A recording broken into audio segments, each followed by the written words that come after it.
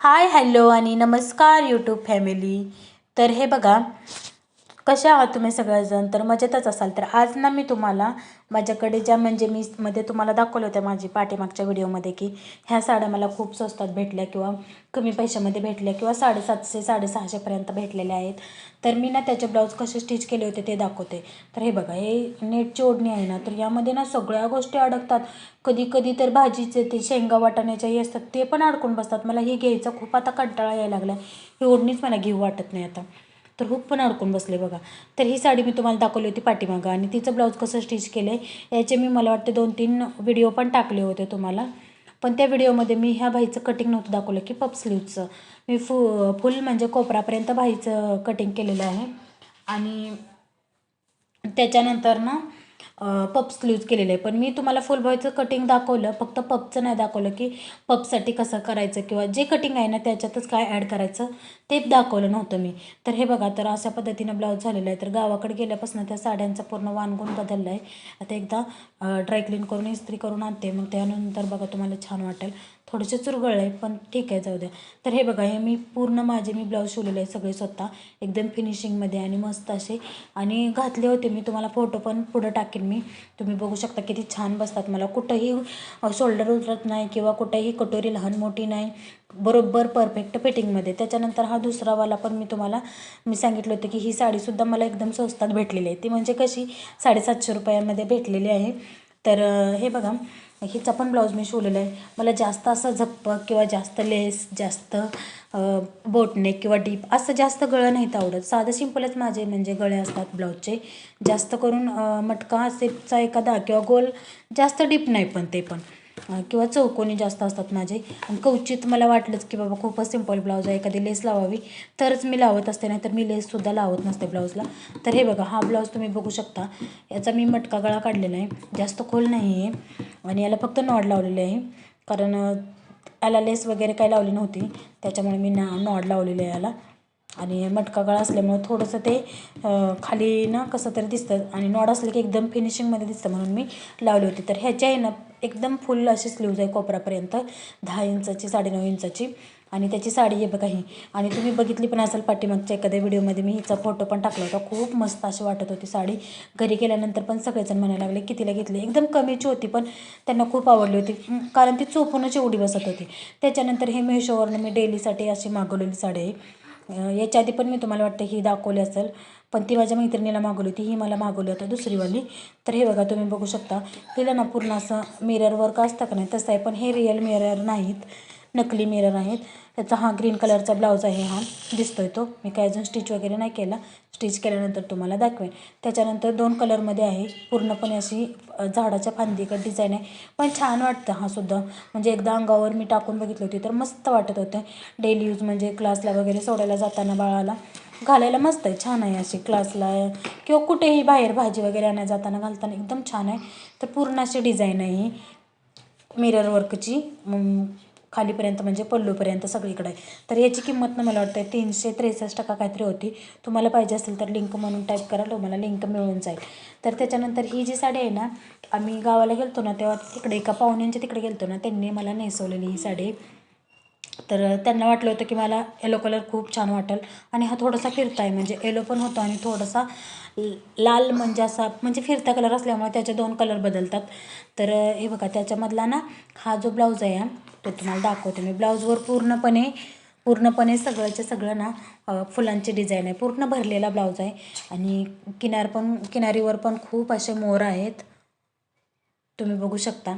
जे खालचं म्हणजे किनारपट्टी म्हणजे काठपदरची साडी आहे मस्त अशी. पण साडी एवढी चोपून बसते ना, कापड एवढं शाईन करतं आहे ना, मस्तच आहे साडी. मला जर ह्याच्या अशी सेम साडी भेटली ना तर मी आणखी एक साडी घेईन, कलर चेंज घेईन, पण अशी सेम साडी भेटली ना, एवढी चोपून बसते ना ही साडी. साडीपिन ही एका मिनटातच अशी व्यवस्थित होती आहे, जास्त वेळ पण लागत नाही की नेऱ्या वगैरे करायला. मी एकदा घातली होती हिला, पण मी पीस कट नव्हता केला, जसंच तशी घातली आणि नुसती घालून अंगावरती बघितली की मला हा कलर खरंच छान वाटतो की नाही. तर खूप छान वाटत होते मला हा कलर. तुम्हाला कसं वाटतं मला नक्की सांगा, आणि मला हा छान दिसेल का नाही ते पण तुम्ही मला कमेंटमध्ये नक्की सांगा. तर तुम्हाला मी एकदा अंगावर टाकून दाखवते. पूर्ण पदराला की नाही मोराची डिझाईन आहे. हे बघा, अशा पद्धतीचे उभे मोर आहेत, तुम्ही बघू शकता. आणि साडीचा कलर फिरतोय, तुम्हाला पण दिसत असेल व्हिडिओमध्ये. उन्हात गेल्यानंतर जास्त म्हणजे असा वेगळा दिसणार आहे आणि सावलीत वेगळा दिसणार आहे हा कलर. खूप छान वाटते ही साडी. कॉम्बिनेशन रेड आणि येलोचं भारी वाटते. तर तुम्हाला कशी वाटली मला नक्की सांगा. आणि याची किंमत कितीपर्यंत असेल ते पण मला नक्की सांगा. मला काय म्हणजे मला कळत नाही साडीतलं जास्त एवढं, पण मला वाटते थोडीशी महाग असेल ही साडी, पण छान वाटते, मस्त वाटते बघा अशी. हे आहेत त्या म्हणजे यांनी जे मांडलेल्या जे आहे ना, आम्ही तिकडं सांगलीला गेलो होतो ना, तर त्यांनी ही साडी मला नेसवलेली आहे. आणि त्यांचं म्हणणं असं होतं की तू सावळे तर तुझ्या सावळ्या रंगाला ना हे छान वाटेल. तर कशी वाटेल मला नक्की सांगा कमेंटमध्ये, मला छान वाटेल की नाही साडी. तर आता बस काढलेलीच आहे, तर चला आता म्हणलं ब्लाऊज पण याचा कट करून घ्यावा. तर पिलू काय येत नव्हता. पिलूला 2-3 वेळा बोलवलं, पिलू इकडे इकडे धरायला, कारण असं एकट्याने कट करणं आणि पटकन लगेच दुसऱ्यांनी त्या बाजूला पकडून ह्याकडची त्याकडला कात्री नेणे ते खूप सोपं पडतं ना. असं कट करत बसणं लय अवघड वाटतं आणि तिरकं पण जातं. तर मी पिलूला बोलवत होते, पिलू काय येत नव्हता. माझं 1 मिनटं तरी हातच गेलं आहे पिलू येण्यात आणि जाण्यात. शेवटी कसा तरी आला तो बिचारा आणि मग त्यानं पकडलं. तर मी ना ह्या 1-2 दिवसात ही पण ब्लाऊज स्टिच करून घेणार आहे. मग तुम्हाला दाखवेन मी एकदा घालून ही साडी. तर तुम्हाला नक्की दिसेल की ही मला छान वाटते की नाही, किंवा साडीचं म्हणजे क्वालिटी वगैरे किंवा कापड एकदम मस्त आहे. कितीही तुम्ही त्याला हे करा, शाईन मारते, एवढं शाईन मारते की नाही बसत. तर पिलू आला, शेवटी पिलूनं धरलं ते आणि मग मी कट केलं व्यवस्थितपणे. हे बघा इकडं पिलूनं धरले आमच्या. पटकन मी कट करून घेतलं ते सगळंच ह्याकडचे त्याकडला. असं कोणी धराय असलं का नाही मग भारी वाटतं, लगेच पटकन होऊन जातं कटिंग. तर हे आहेत माझ्या साड्या आणि ह्याच्याविषयीच थोडंफार मी तुम्हाला माहिती द्यावी असं म्हणलं. आणि तर कशा वाटतात मला नक्की सांगा. याचे फोटो पण मी तुम्हाला दाखवते आता. मी जे अगोदर शिवलेले आहेत ना, म्हणजे गडवालची ग्रीन कलरचा ब्लाऊज आणि दुसरी आहे ती थोडी पिंक कलरची, तर त्याचे मी तुम्हाला फोटो टाकते, तुम्हाला दिसतील ते फोटो. आणि मला नक्की सांगा की ह्या दोन्हींपैकी कोणती छान वाटते. मला पिंक कलरची वाटते की गडवालवाली वाटते, मला नक्की सांगा. दोन्ही पण साड्या ना उंचीला एवढ्या आहेत ना, मला वरनं काही कमी एक असं फोल्ड करावं लागते साडी, कारण माझी उंची कमी आहे ना त्याच्यामुळं. पण दोन्ही पण साड्या खूप छान आहेत. निर्या तर एवढ्या होत्यात ना, खूप जास्त मोठी लांबलचक साडी आहे गडवालची. तर याचे बघा या ब्लाऊजचे ना असे पसकल्यासारखे हे निघत होते. आता ज्यावेळेस आपण फिनिशिंगमध्ये अस्तर वगैरे लावाल तेव्हा नाही निघणार, पण आता जोपर्यंत ह्याला फॉल वगैरे नाही लावत तोपर्यंत ते धागं निघतच राहणार नाही का. तर तुम्ही बघू शकता, मी तुम्हाला फोटो दाखवते. हे बघा हा जो आहे ना तो पिंक कलरच्या साडीचा फोटो आहे आणि हा आहे तो गडवालवाला. एकदम परफेक्ट फिनिशिंगमध्ये मी म्हणजे ही गडवालची अशीच घरात घातली होती, काय मेकअप वगैरे नाही, पण ती पिंकवाली ती गावाला गेली तेव्हा घातली होती. तर अशा पद्धतीच्या होत्या माझ्या साड्या. तर आता चला पुढचं तुम्हाला सांगते. जे नारळ गावाकडून आणले होते ना ते तसेच पडले होते. पिलूने त्यातलं फक्त पाणी पाणी पिलं होतं आणि खोबरं आहे ना ते तसंच राहिलं होतं. तर चला म्हणलं याचा काहीतरी यूज करून घ्यावा. असं पण ठेवलं ना तर ते बुरा लागून जाईल, खराब, आणि रोज रोज भाजीला किती घालणार आहे आपण खोबरं, नाही का. तर मग म्हणलं आणखी 2-3 आहेत, मग त्याचं होईल भाजीला, म्हणून मी ह्याचं म्हणलं वड्या करून घ्याव्यात, म्हणून खोबऱ्याच्या छान असा वड्या करायचा प्लॅन बनवला.